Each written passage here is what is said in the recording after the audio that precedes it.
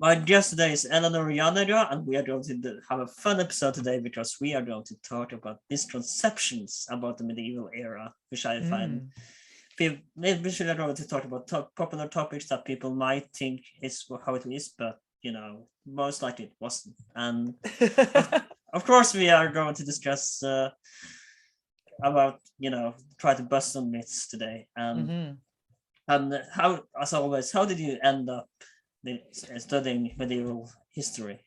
It was kind of by accident at first. When I first got to university, I thought I was going to study Chinese history, and I was very interested specifically in kind of like the Ming Qing transition.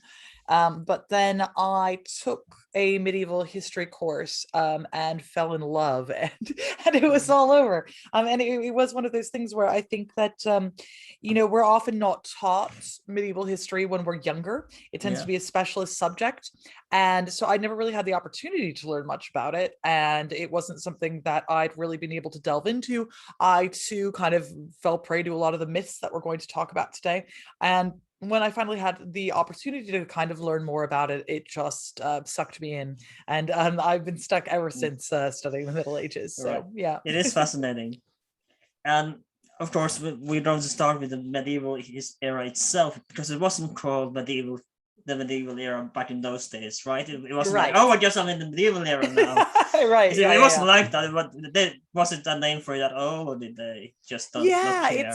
It's a really interesting one because it's the idea of the medieval period is specifically modern, right? Because you've got to have more than one era in order for there to be a medieval era. So it's a modern conception of the medieval era is sandwiched between the modern era and the ancient era. And it's incredibly Eurocentric, just to be clear. And it kind of starts with the bookend on one side is sort of the quote unquote fall of Western Rome in 476. So that's like at 477, bang, it's the medieval era. And then when the medieval era ends is kind of more of a question mark. It really depends on what you're studying and who you ask. So some people say that it's the Columbian Exchange. Some people will say that it is the introduction of chattel slavery. Others will say that it's Martin Luther. Because I do a lot of work on Bohemia, for me, it's kind of the Hussites. So once you have like a successful Hussite rebellion, you've gone too far. But as a general rule of thumb, you can say that if you've hit the 16th century, that's early modern, not medieval any longer. We're going to go back to the Byzantines later, but from what I learned, people say that the medieval era usually ended with the Byzantine Empire in 1453. It's like when Constantinople falls, because if we think about it as like they did as Western Rome and Eastern Rome, then that's a really nice bookend, right? Is that the era starts with the fall of Western Rome and it ends with the fall of Eastern Rome. So that's a really nice, neat one as well. Yeah. And of course, one thing that most people probably think that people weren't always miserable, were they? It wasn't always misery. Yeah, as the most probably a lot of movies depicted it, people weren't always. Yeah, it's quite a funny one because I think that we tend to portray the Middle Ages as like specifically dreary. That's one of the things, right? About like it's got no color at all. Everything is just black and white in everybody's heads, and it's gray. And the exact opposite is true. The medieval period is super like gaudy. They really love painting murals on walls, and they're all wearing yellow constantly, and they're having a lot of parties, and they're running around doing all sorts of things.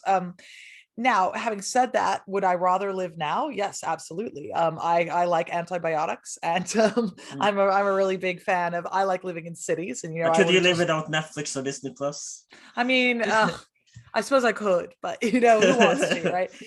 So obviously things are easier now in a lot of ways, but it's a huge simplification to act as though everyone was just walking around being miserable.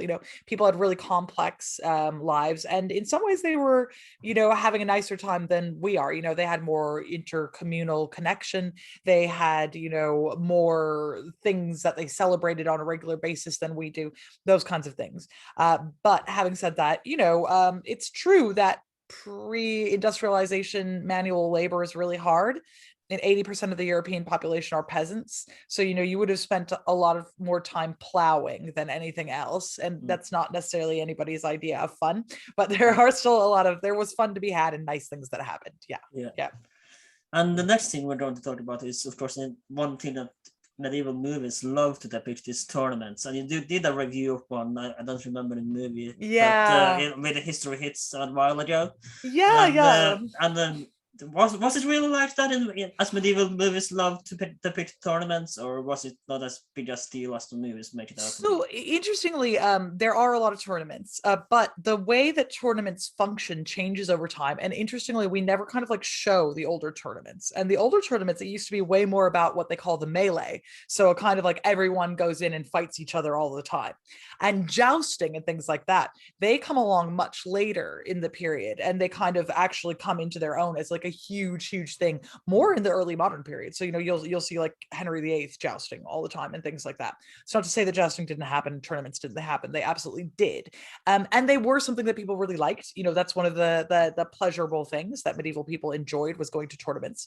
The only thing is that the last duel is kind of, it's, which I reviewed in that particular video. It's an interesting one because people think that it is historically accurate, but it's actually like based on literature. And it was like, it's based on a book written by a medieval literature person, not a medieval historian. So it's not necessarily like accurate as in this is a thing that happened. It's accurate as in here's a piece of literature that says that it happened this way. And those are two different things, right? Like I don't go around saying that King Arthur was real, even though there's lots of medieval pieces of literature about King Arthur, right? So that's one of the differences. But yeah, you do have a lot of tournaments. People really like going to tournaments, but it's an interesting one because it's a really elite sport played by the nobility. But everyone likes to kind of go and have a bit of a like a football game now. How people will just like go and watch celebrities it. If you won the games, was it like celebrity status that we have now? Oh yeah, absolutely. So it's like if you were a very well-known jouster, you would be famous, and people do kind of travel from country to country and court to court, making their living doing this. It's kind of seen. It's an interesting one because it's considered somewhat unseemly by certain quarters. So for example, the church is really down on tournaments. The church doesn't like them because it's totally possible to die while you are in a tournament. And it was kind of like gladiator games from ancient Rome, right? Yeah. It's like, I mean, gladiator games, they're like, the intention was that people were going to die. In the tournaments, they were not wanting you to die, but people did die, because it's quite easy to get injured when you're running at another guy on a horse with a stick, and for example, the King of France at one point in time dies because his eye gets injured in a tournament. So the church comes down on the side of saying that tournaments are sinful because, you're risking your life for absolutely no reason. And really, if you're going to be doing kind of martial things, shouldn't you be doing that for God? Something like that, but nobody really church ruined all the fun, doesn't it? Yeah, I know. That's the thing, is that the church really wanted everybody to go on crusade. That's the thing that they wanted. So, if you are just having a fun time with your mates, that's gonna not go down as well. Yeah, exactly. Something similar is that duels weren't really that common as the depicts. Yeah, it's like that tends to be another one of those things based on literature, right? Because a lot of literature is written about duels because they're quite interesting, aren't they? Like, I mean, that's an interesting thing. You can understand why people would write about them, but people are not actually walking around dueling every 5 seconds. That's not really something that does happen. You do certainly get instances where it happens, but it's just that we have a lot of records of whenever that happens. And if you consider that we basically got a record every time it happens because it's really sort of newsworthy, then you realize that it didn't actually happen that often, right? So it's kind of like because we think it happened so much because it didn't happen so much. Because think of it like a plane crashes, right? You hear every time a plane crashes, so you kind of think, oh, this is common, but actually it's not, because you hear every time a plane crashes, absolutely. Right? Yeah. Speaking of the church, they weren't, also again, I'm going to refer to the movies as they shown, they weren't that all powerful, were they? As they depict. Yeah, so this is a really kind of important thing. I think that people kind of tend to show the church as this really mighty structure that was really able to interfere with people's lives, and that's just not the case. And in fact, it takes a really, really long time in the medieval period for the church to even start really functioning as a legal entity at all. So it kind of takes really up until what we call the high medieval period. So, think about that as sort of like the 10th century to the 12th century, 13th century, for the church to really get off the ground. And until then, it's quite fractured. The Pope is mostly just like the Bishop of Rome, and that's basically it. There isn't really a kind of consensus on how things happen. And the church starts kind of taking off as having more prestige after Charlemagne ropes the Pope into crowning him at his coronation in the year 800. And it's really not up until that point that the church has any power at all whatsoever. And then even when they do have power, they're mostly just a legal structure. Like, you need to kind of think about them as lawyers in a lot of ways, and not like, interestingly, they're more like lawyers and less like police, right? Now, there are definitely some instances where that is not true. So, for example, like the Albigensian Crusade, where the church sends inquisitors to kind of go stop the good men and women of Languedoc, who we sometimes called Cathars. Like the church does kind of take a dim view of that. But for the most part, the church isn't really interested in the day-to-day lives of ordinary people, because they can't be. Like, there's a lot more regular people than there are members of the church. And the church has a hard enough time keeping its own house in order. You've constantly got priests shagging women and like doing the wrong thing, and nuns running off, and all these, they've got enough problems of their own. They can't really police you too hard. They can kind of. So where does it come from, the myth that they were all powerful in the medieval era? Is it Charlemagne, or is it? It's partially, I think, actually to do with the modern church. And so it partially has to do with, I think it really picks up with the Spanish Inquisition, which, to be crucial, this is a modern thing. The Spanish Inquisition happens in the early modern period. It is not medieval. And that is an interesting one too, because it's not even really necessarily the church. That's Ferdinand and Isabella invited the church to Spain to do that. Ferdinand and Isabella wanted it done, and the church responded to a specific request, and that's different. It's partially also just kind of like Protestant propaganda. So, it's one of the big things in the modern period, when Protestants get off the ground and they want to talk about the excesses and abuses of the church. And so they portray the church as this incredibly powerful institution that's trying to meddle in your life. But that's just their own they're trying to sell you something, right? They're trying to sell you on Protestantism, and that really takes off, and it kind of gets repeated. And so it's a really interesting one, because you will hear these kind of myths about this all-powerful, meddlesome church more often in places that have a Protestant majority, whereas in Catholic countries, people will still kind of be annoyed with church. Certainly, that's true. But there is a kind of a bit more nuance around all of that.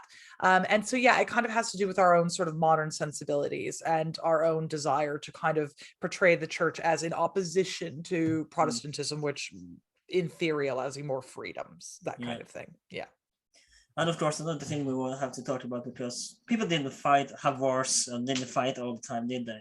It was periods of peace back in those days as well. Yeah, I mean, were there wars in the medieval period? Absolutely. But if you look at kind of like the 1,000-year spans of time that we're talking about, it's not sort of, you have to kind of like look at Europe as a whole, and say, in order to have that going. And, the same is mostly true of modern Europe.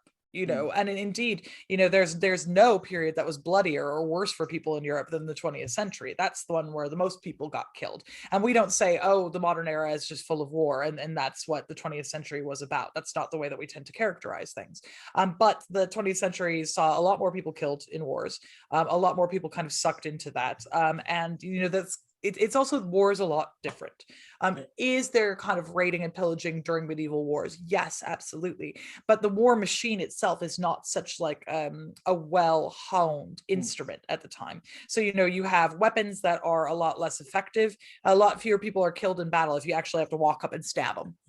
Right? It's really, really difficult to actually stab people. Whereas it's a lot easier to kind of shoot a gun and kill someone. So in general, we find that death rates are lower in war. And, there's wars, but again, it's just like airplane crashes. We're always studying them, right? So that tends to be the thing that you hear about. Like, you hear about the 100 Years' War because it's so crazy. And even then, the 100 Years' War, it's kind of off and on. Depends on the season. I was going to say for the Black Death. I was going to say about the 30 Years' War as well. There were breaks. It wasn't 30 years straight fighting. Yeah, exactly. So people take a break. They wander over there. Other things happen. So, to characterize it as a particularly like fractious period, or a period where there is a lot more war, is just incorrect. It doesn't really hold water. Were there wars and battles? Yes, absolutely. Is that the thing about the medieval period? No, I would not say so. Yeah. And as well, people didn't fight in the winter for obvious reasons. Yeah, like it's just you just couldn't. If you are kind of relying on your army being able to pick up provisions as they go along in the winter, you're not going to be able to do that. Travel becomes much more difficult. Without, again, when there are no trains, there's no cars or anything. You've got to do everything on foot and horse. You can't be going through snow in order for that to happen. So it just doesn't happen in the same way. Another thing I want to take up is that if you read any pre-19th century books on history, historians love to point out that nationalism wasn't really a thing until the 19th century. And as we discussed this in the episode about nationalism as well, where if you belong to, let's say, York, you were a Yorkian, if to put it that way, or if you belong to London or Manchester, you were from Manchester, you were from England, right? And borders were just for kings and royalty, right? Yeah, exactly. And I mean, there are a few sort of, I think that the big way that people kind of thought about themselves as Christians, that was their thing. And what they could point out what a foreigner was, right? They would say, okay, well, that person is a foreigner. But, people didn't really go around saying, oh yeah, hi, look, I'm English, or I'm Bavarian, or something like that. It simply wasn't the same. You will see in places where there's a big linguistic differences, sometimes that being pointed out. So for example, I do a lot of work on Prague, and you got a lot of German speakers and Czech speakers, and there is a kind of lot of back and forth about like who speaks what and what they do. But at the same time, a lot of people speak both Czech and German, so it like lines become blurred. You don't know exactly what is happening there. And that can also be kind of confused because the word for nationality and language or tongue is the same in Czech, which is jazyk. And so people will sometimes go back and like, oh, they're talking about the Czech nation. And it's like, are they, or are they talking about language, So, this idea that here's a border and this really matters to people who like regular people, that's not the case. It matters to rich people. It matters to the nobility because they're interested in taxation. But for the people who are paying the taxes, a lot less care is taken. We'll put it that way. And we do try to on the Python actually trying to point this out in the Holy Grail, where you see the peasant digging dirt that they don't know who King Arthur is because he's the only way is that because he hasn't got shit on himself. But they kind of do point it out that they don't care where they're from. They just far as the peasants in that movie were concerned, they were from that place. Yeah, exactly. People tend to talk about that they are from a village or they're from a city and that sort of thing. Even to say that they are from a larger locale is probably not something that they would do. They don't necessarily see themselves in that same way. They see themselves as tied to their community. And so they would talk more about their community than anything else. And so, a foreigner might not even be what we would think a foreigner is, but say, you live in some small village and someone comes from the nearby city, you might consider them to be foreign, And of course, that brings us to the next point, which knights didn't really rescue maidens in need, did they? If they were about to get married and they didn't want to get married. Yeah, it's pretty low on the ground instances of a maiden. Has it happened at all, or is that just fairy tale? I mean, I'm actually trying to think. Not really. It's a trope in literature that comes up a lot, but that doesn't mean that it actually happens in real life. And knights for the most part they fight wars. They collect taxes. There's a lot more tax collecting goes on as a result of knighthood than rescuing any damsels. And the idea that people would kind of like rescue women from arranged marriages is kind of a strange one because for the nobility, who the knights are members of the nobility, like they might be lower members, but to be a knight means that one is a member of the nobility. Arranged marriages are the norm. And no one is really kind of expecting anyone to marry for love. The idea that someone would marry for love is pretty much completely foreign to people in the medieval period. So the idea that you would rescue a maiden from what is essentially her destiny, right? It just doesn't make any sense. What you would see a lot more of is knights writing love poetry to women who are married to a guy they don't really care about than rescuing them from anything. And of course, that brings us to the next bench, because where does the myth about fire arrows, as how Hollywood loves them? So where does the myth come from? Is it Hollywood purely, or is it? Because they weren't really practical, were they? No, I mean, it's not really the sort of thing that you do. I think that it's a combination of factors. So I think that Hollywood has sort of taken on board certain things that were on fire in the medieval period and then said, oh, okay, well, we're going to add this to projectiles. So it tends to be stuff like, boiling pitch or, boiling oil, just like cooking oil was sometimes the things that people would use in the defense of castles, and they dump things on people. That's real. And then you've also got Greek fire, which the Byzantines used and which we don't know what it is, which is interesting. We have no idea. Which is, of course, what Dragonfire from Game of Thrones. Yeah, exactly. By, right? Exactly. Yeah. And so I think that what happens is that people have kind of combined these two things. So in their heads, they're like, oh, there's arrows and there are these fiery things, so let's make a fire arrow.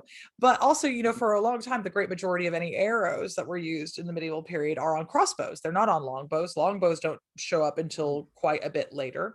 And longbows are a specialist weapon that you have to be like really, really good to use.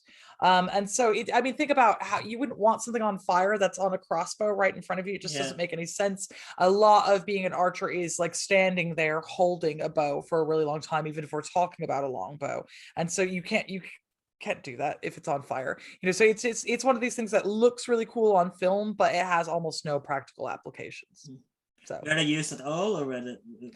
They might have been. I can't say that they weren't. We don't have a lot of sources that talk about it. I'll put it that way. But I can I rule it out? No. Can I say that it is a regular feature of battle? Also no. It's one of these things where it probably came up from time to time. But if you think about all the things that you would need to do in order to make that happen, it's kind of less likely. And of course, we mentioned them quite a few times in this episode, but one thing I feel like we have to discuss is that the Roman Empire didn't really fall in the fall. Yeah, that's right. 476, did it? No, like the idea that the Roman Empire fell it's a fabrication of historians from the modern period. The idea that just because an emperor is toppled, and a quote unquote Roman emperor, the last Roman emperor is really just a puppet. He's not much of anything else. That didn't matter. That's a bit too fine a point of it. No one woke up the next morning and said, oh, I guess Rome doesn't exist anymore. That's not really what happened. We now refer to the Roman successor states. So, people who kind of come along, like Theodoric, for example, who rule on the Italian peninsula, and we have a look at them. But also, we got the Byzantine Empire, of course. Yeah, and then you've also got the Byzantine Empire. So it's like, go tell who refer to themselves as Eastern Rome. Byzantium, that's our word for them. They never call themselves that. They say we're Romans, and like for completely good reasons, because they are. They continue all of the exact same traditions. They've still got chariot racing. They still have huge urban populations. They've still got all of the things happening over in Constantinople that you would expect to see from Western Rome. Now, having said that, they're over time, they do lose a lot of their taxation base. They lose after the conquest of the Muslims. They lose, for example, Egypt and places like that. But they still hold on to quite a lot of land that is traditionally Roman. And indeed, when people talk about the fall of the Roman Empire, a lot of the time they're not really referring to Egypt or, for example, even places like Libya, which they should be, because that's where a huge amount of taxation was actually taking place. But if what we're talking about is culture and norms and standards, that continues to happen in Constantinople for quite some time. So it doesn't work on both counts. For the first hand, you still got half of Rome sitting right there. And on the second hand, no one in Italy thinks that Rome has fallen. So how can we say that Rome has fallen, And of course, if you read the Alexa by Anna Cornell, which we also made an episode about a few weeks ago, she refers to herself and the Byzantines as Romans. She doesn't say. Mm-hmm. And people tend to. They call them the Romans. Yeah. Like, and why wouldn't they? It doesn't make any sense not to say that. Again, Byzantium, that's our word for them. It's not their word for themselves. That was a Renaissance invention, right? Yeah. It's like a Renaissance, and the Renaissance is guilty for a lot of these things, and the Renaissance is really largely, an infomercial used by Italians to sell art.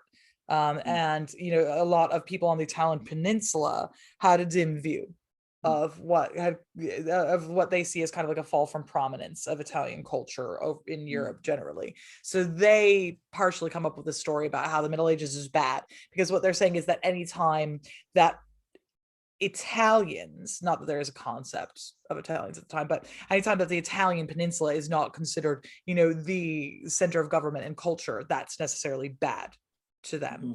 And so they talk about a fall of Rome because they're constantly trying to revive Rome. They're constantly trying to bring Rome back. And by that, they mean they want to place it as the center of Europe, and they want to be the most important, like, cultural and political hegemony that there is. So they're always kind of pushing back but you've also got the Holy Roman Empire as well, which incorporates a lot of the Italian city-states. And the idea that they were not Roman is, again, that's a modern take. It's not really theirs. And of course, it's because of the Byzantines that we had the Crusades in the first place. Exactly, because the Crusades happened because they want some help getting their land back. That's really what it was about. They were losing rather a lot of ground to the various Muslim emirates, and so I believe it's the Umayyads by the time the actually Seljuks, I believe. It's the Seljuks, it's the Seljuks, So there's the Seljuks up top, and they're losing lots of parts of either it was the Seljuks, and I might be wrong, but I think it's Abbasids. It's the Abbasid Caliphate by then. The Abbasids have toppled the Umayyads, yes. So they are losing a lot of ground. They're losing a lot of taxation bases. A lot of this comes back to taxes. I keep bringing up taxes, but it's because taxes are important. They're boring, but they're important. And so they ask for some help from the church because they say, oh, well, we can pay this as a religious thing. Wouldn't you rather Christians were involved? The church stirs up a bunch of trouble. And it turns out that Western Europeans don't care as much about upholding Byzantium's claim to land for taxes so much as they do kind of romantic ideas of coming to the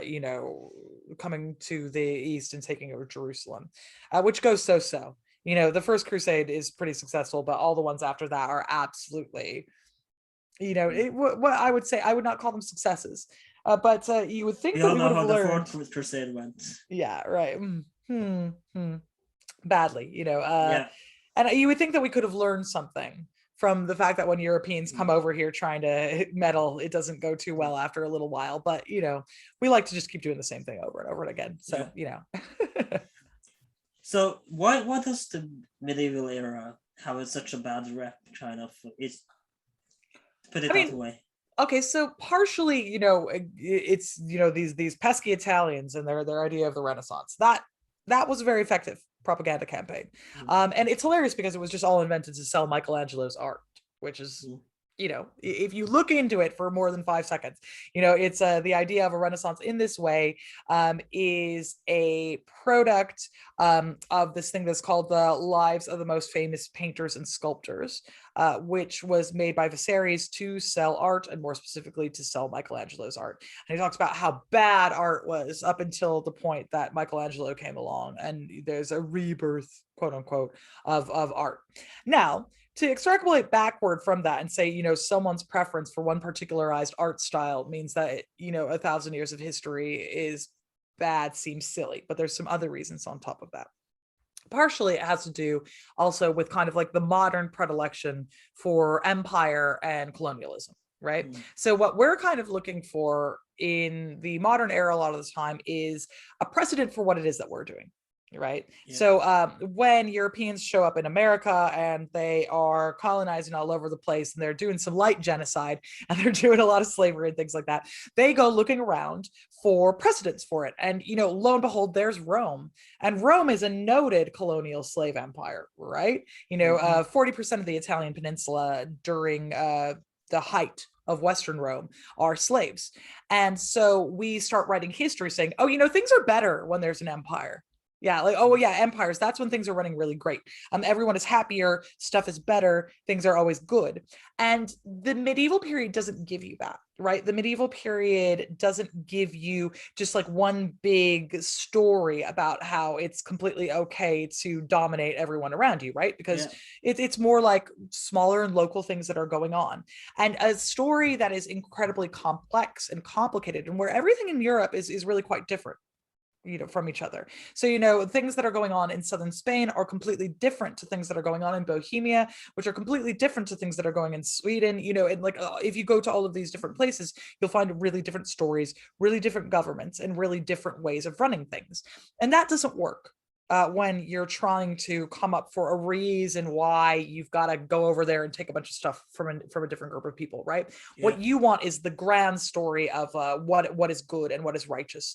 And so we've all kind of like glommed on to these ideas about Rome being a good place, which doesn't really make any sense. If you just take 5 seconds to like look at what was going on for them, like that's not the case at all. And also partially medieval people are to blame. And medieval people are to blame in this because they've got a real different. I like how you call them medieval people. Yeah, well, they've got this thing. The way that they think about time and the way that they think about knowledge is, because they're Christian, they think about the universe as being, and time as being strictly linear. So there's kind of like a beginning, middle, and an end. Eventually, we're going to get to the end of the world, right? And the further we move along on that timeline, the worse things are, because at the beginning of time, when we were in the Garden of Eden, we were in the divine presence, and our knowledge and understanding of the world was perfect, and we were in union with God. So the further along the timeline we get, the further away from the divine presence we get, and the more confused we become about life. So the Romans are therefore people to be looked up to and to be emulated because they are closer in time. I mean, everyone wanted to be the new Roman Empire, the exactly. true successor of the Roman Empire after it fell. Yeah, and it's a really interesting one because, the idea of the Renaissance is like, oh, everyone was stupid and they didn't know anything about, and we lost, quote unquote, all this knowledge from the ancient period. I'm like, probably medieval people do nothing other than read ancient texts. Yeah. All they do is sit around and read Aristotle. That's all they do all day long. It's very even monasteries translated a lot of these works. So many things, to the point where one of my fun stories about this is when the Renaissance comes along, everyone decides that they want to go back in time and they want to make a script, like a written script that is closer to what like original Roman things are, because they want to look very good and very Roman. And the hand that everyone is writing at the time is Batard or secretary hand, and it's a mess, and I have to deal with it all the time. And so they come up with this script. They call it humanist script. Funnily enough, humanist script has absolutely nothing to do with Romans, and it's actually based on Carolingian minuscule, which was invented by Charlemagne's scribes in order to translate all of these texts and to get all of these classical texts out in the world. But the oldest classical texts that they could find were all copied by Carolingians. So it's actually a medieval script. And that kind of tells you everything that you need to know about the Renaissance, right? It's just made up.